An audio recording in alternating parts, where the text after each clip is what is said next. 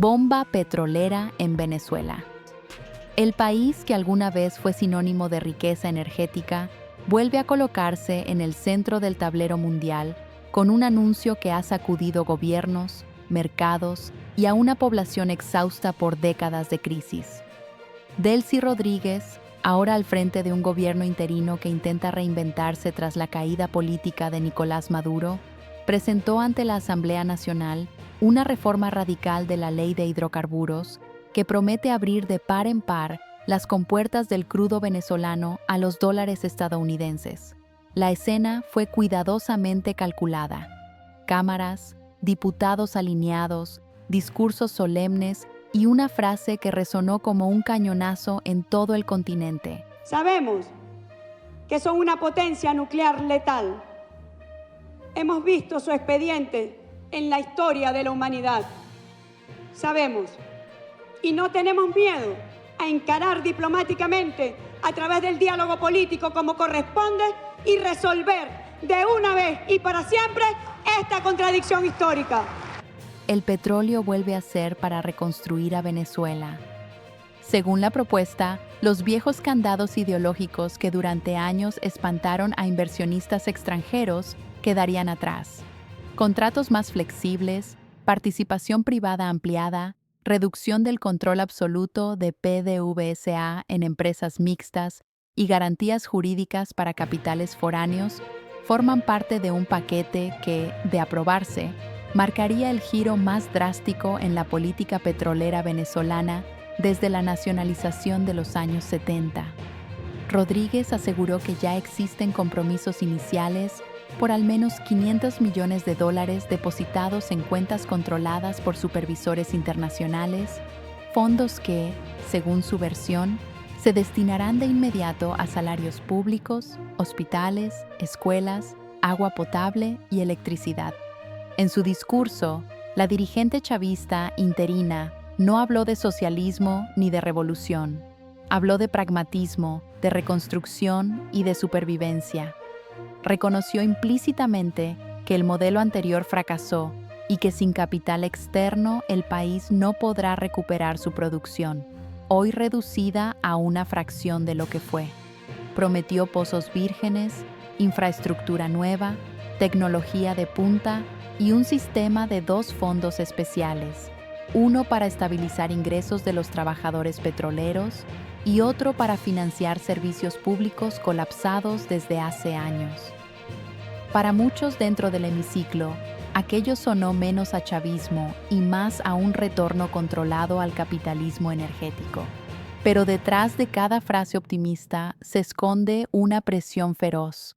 Inversionistas estadounidenses, fondos energéticos y grandes petroleras han intensificado contactos desde la captura de Maduro el 3 de enero, exigiendo reglas claras, protección jurídica y control externo de los flujos financieros. Washington, según fuentes cercanas a las negociaciones, condiciona cualquier levantamiento pleno de sanciones a una reforma profunda del marco legal petrolero y a mecanismos de supervisión directa sobre los ingresos.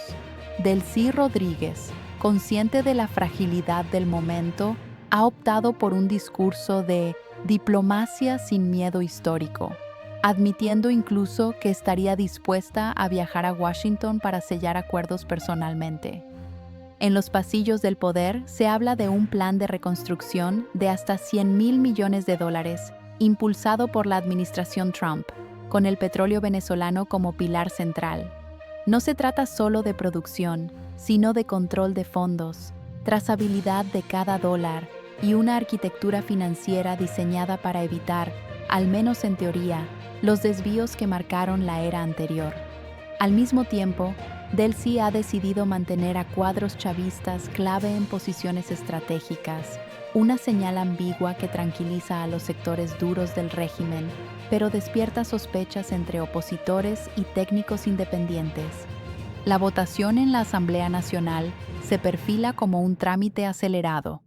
Diputados oficialistas hablan de aprobar la reforma en cuestión de días para enviar una señal contundente a los mercados. Sin embargo, En las calles, la reacción es una mezcla de esperanza y desconfianza. Trabajadores petroleros recuerdan promesas incumplidas, salarios pulverizados y una industria que pasó de orgullo nacional a símbolo de ruina. Para ellos, la pregunta es simple y brutal. ¿Esta vez el dinero llegará realmente a los bolsillos y a los hospitales o volverá a perderse en la oscuridad? Mientras Venezuela intenta reabrirse al mundo energético, el contexto internacional hierve. En Estados Unidos, una guerra fiscal se libra a plena luz del día. California se enfrenta a una fuga masiva de multimillonarios tras la propuesta de un impuesto único del 5% a las grandes fortunas. Gavin Newsom promete bloquearlo para evitar que gigantes tecnológicos y financieros muden sus capitales a otros estados, mientras sindicatos y organizaciones sociales reclaman esos fondos para sostener sistemas de salud golpeados por recortes federales. Nueva York observa y prepara su propia ofensiva tributaria, alimentando el temor de un éxodo de capitales que podría reconfigurar el mapa económico estadounidense. En Europa, las señales son contradictorias. Alemania ha logrado esquivar por poco la recesión con un crecimiento mínimo, apoyado en gasto público e inversión en infraestructura. Pero las alarmas suenan por el peso creciente de las pensiones que ya devoran una quinta parte del presupuesto sin una reforma clara a la vista. Al mismo tiempo, los Países Bajos libran una batalla judicial con una empresa china acusada de vaciar una firma clave de semiconductores, en un conflicto que amenaza con interrumpir cadenas de suministro vitales para la industria automotriz y electrónica europea. El fantasma de una nueva guerra tecnológica con China recorre los despachos de Bruselas. En el sur, Argentina vive su propio terremoto.